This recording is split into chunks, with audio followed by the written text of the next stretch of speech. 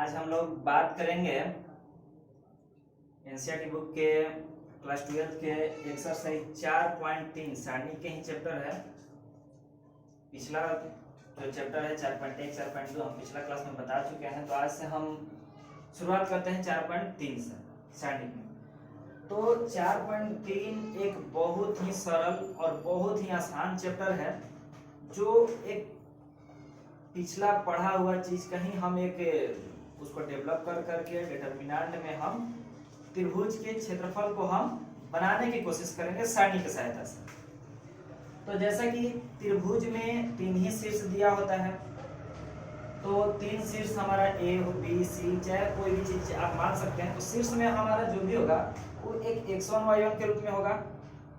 x2 y2 के रूप में होगा और x3 y3 के रूप में होगा। तो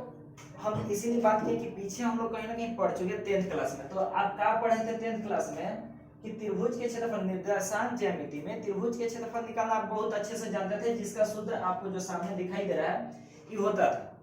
आपको ये अभी भी पता होगा। लेकिन अब हमको जो पढ़ना है क्लास 12th में सारणी की सहायता से हमको इसी त्रिभुज के क्षेत्रफल पढ़ना है। तो जब हम त्रिभुज के क्षेत्रफल को हम कोशिश करेंगे कि सारणी की सहायता से, तो बात आता है कि जब हम सारणी की सहायता से भी अगर हम बनाते हैं तो क्या त्रिभुज के क्षेत्रफल यही होगा? तो एकदम होगा। उसका एक सत्यापन हम किए हुए हैं और इसी की सहायता से हम आगे 4.3 को हम पढ़ेंगे। तो सारणी की सहायता से हम देखते हैं। तो मान लीजिए हमारे पास त्रिभुज के शीर्ष है ए बी और सी, इसका निर्देशांक है x1 y1, इसका है x2 y2 और इसका है x3 y3। तो सारणी में जो त्रिभुज के क्षेत्रफल का सूत्र होता है 1/2 सारणी x1 y1। देखिए फर्स्ट बिंदु यानी कि फर्स्ट शीर्ष है x1 y1 और यहाँ 1 ही होता है। दूसरा के भी दूसरा शीर्ष वाला होगा x2 y2 और 1, फिर x3 y3 1। तो इन जो हमारा तीनों शीर्षों में एकदम निश्चिंत आपको करना का है कि फर्स्ट बिंदु के निर्देशांक, सेकंड बिंदु के निर्देशांक और थर्ड बिंदु के निर्देशांक, और ये हमारा जो है 1 1 ही रहेगा। तो अब रही बात हमको कि इतना सिद्ध करके हम अभी संतुष्ट हो जाते हैं कि क्या सच में त्रिभुज के क्षेत्रफल उतना ही होगा अभी भी कि नहीं। तो अब आपको आगे के हम सॉल्यूशन के बारे में बात करते हुए देखते हैं। तो सारणी के सॉल्व करने के तरीका में हम आपको बताए होंगे कि जब सारणी के मान निकाला जाता है तो उसके पहले चिन्ह देखा जाता था। चिन्ह आपको बहुत अच्छा से हम आपको बताए हुए थे कि plus minus plus minus plus minus फिर प्लस माइनस प्लस। अब हमको इसमें क्या करना है कि हम इसमें जो बनाने के तो सब तरह से है, यानी कि कहने का मतलब कि आप फर्स्ट रो को भी रोक करके बना सकते हैं, सेकंड रो को रोक करके बना सकते हैं, थर्ड रो को बना सकते हैं। उसके बाद आप फर्स्ट कॉलम को, सेकंड कॉलम को और थर्ड कॉलम को भी यानी कि स्तंभ को रोक करके आप बना सकते हैं। हम यहाँ क्या किए हैं कि हम सबसे पहले प्रथम स्तंभ को रोक करके बनाए, इसको हम प्रथम स्तंभ। तो जब प्रथम स्तंभ को रोकने के बारे में बात करते हैं यानी कि हम इसको रोकने के बारे में बात करते हैं, तो अब हम यहाँ से क्या किए हैं कि जब हम लिखिए देखिए प्रथम स्तंभ को विस्तारित करके बनाते हैं, तो यहाँ से चलिए 1/2 के 1/2 हम बात करेंगे। तो सबसे पहले रोकेंगे x1 को। तो जब हम x1 को रोकते हैं तो यहाँ साइन है हमारे इसके लिए, यहाँ इस चिन्ह के आधार पर चलेंगे, तो यहाँ प्लस है तो हम प्लस में ही लिखे हैं। और जैसे ही हम x1 के पास जाते हैं तो यहाँ से रो कॉलम और यहाँ से रो डिलीट कर देंगे, तो क्या दिखाई दिया y1 1 y3 1, वही चीज यहाँ पर इनटू में रहता है। उसके बाद आगे देखते हैं तो यहाँ पर अगर कॉलम के सहायता से चले तो फर्स्ट हुआ, फर्स्ट में प्लस था, उसके बाद हमारा क्या चीज है माइनस है। माइनस है तो माइनस में हम क्या करेंगे कि x1 को रोके, x1 को रोकने के बाद आपका फर्स्ट रो फर्स्ट कॉलम के सहायता, अगर यहाँ से इस x1 के बाद हमारा रो और कॉलम का होता है खत्म हो जाता है, तो रो कॉलम खत्म होने के बाद जो बचे उसके लिए, और फिर आपको फिर एक बार बार बता दें कि plus minus plus minus plus minus plus minus plus है। तो अब यहाँ पर क्या चाहिए माइनस, तो माइनस के चिन्ह लगाएंगे और उसके बाद आपका दिखाई देता है, तो आपका दिखाई देता है x2 जब हम लिख देते हैं तो इंटू में क्या लिखेगा, तो x2 के सामने वाला रो और सामने वाला कॉलम डिलीट हो जाएगा, खत्म हो जाएगा। तो अब हमारा क्या बचता है, तो y1 1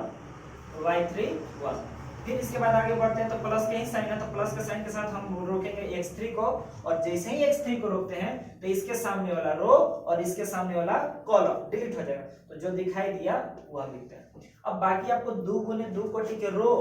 सॉरी 2 गुने 2 कोटि के सारणी को आपको सॉल्यूशन करने के खूब बेहतर ढंग से आपको बताया गया है। तो उसमें आपको बताया गया कि अगर a b c d के रूप में अगर होता है तो आप सबसे पहले इसमें इंटू कीजिएगा, a into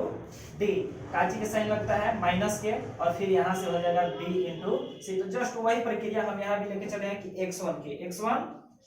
y1 into 1 y1 sorry y2 into 1 कितना अभी बोले ना a गुने d, तो उसके सहायता से y2 इंटू 1 y2 का के साइन रहेगा माइनस का साइन रहेगा, और y3 इंटू 1 तो y3 हो जाएगा, फिर माइनस x2, और फिर बाकी के प्रोसेस उसी तरह से रहेगा y1 into 1 y1 minus y3 into 1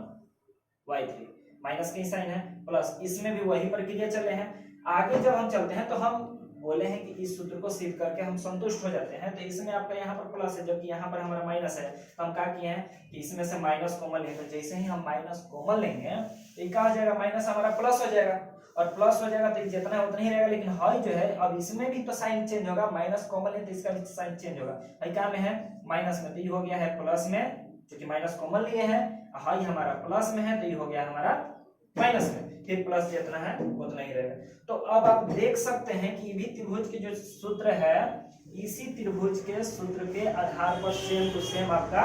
वही है, यानी कि हम कह सकते हैं कि हर जो हम पीछे के क्लास में जो हम पढ़े हुए थे वही चीज हमारा दोबारा यहाँ पर हमको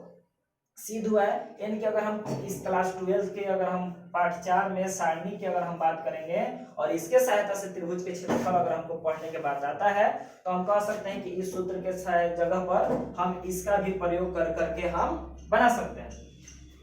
तो अब हमारा बात केवल यही रिपीट होता है कि त्रिभुज के क्षेत्रफल के सूत्र हमारा हो जाएगा, ये वाला फार्मूला हम लगा सकते हैं कि 1/2 सारणी की x1 y1 1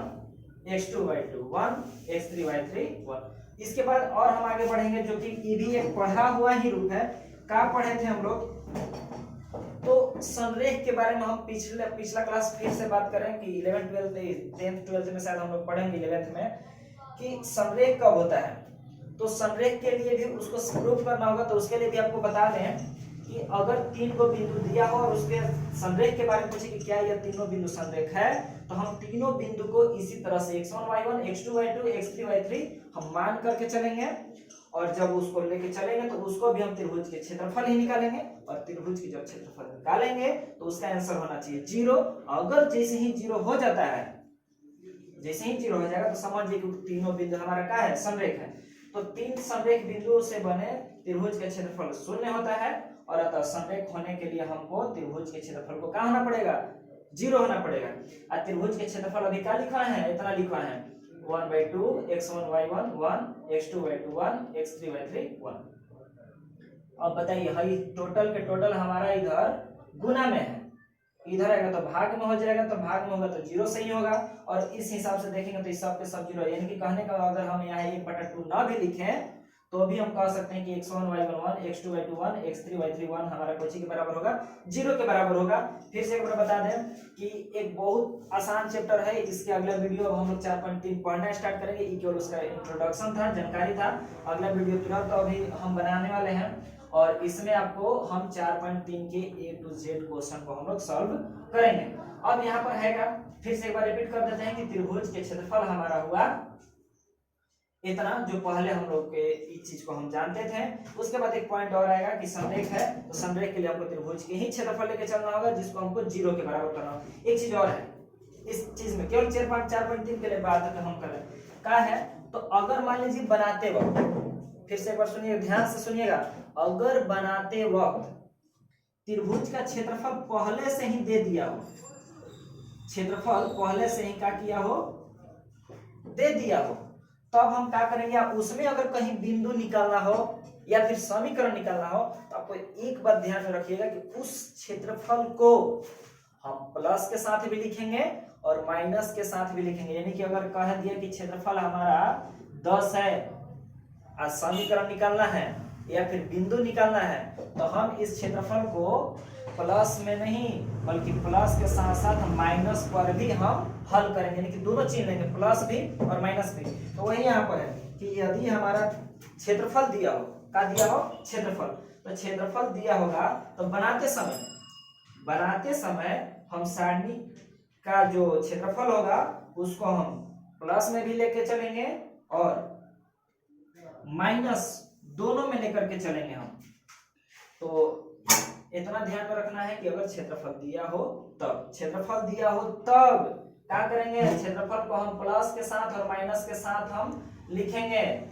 और उसके बाद के प्रोसेस हम आगे लेकर के चलेंगे। तो इसमें इतना ही, अगला हम 4.3 अगला वीडियो में हम बनाते हैं। शुक्रिया।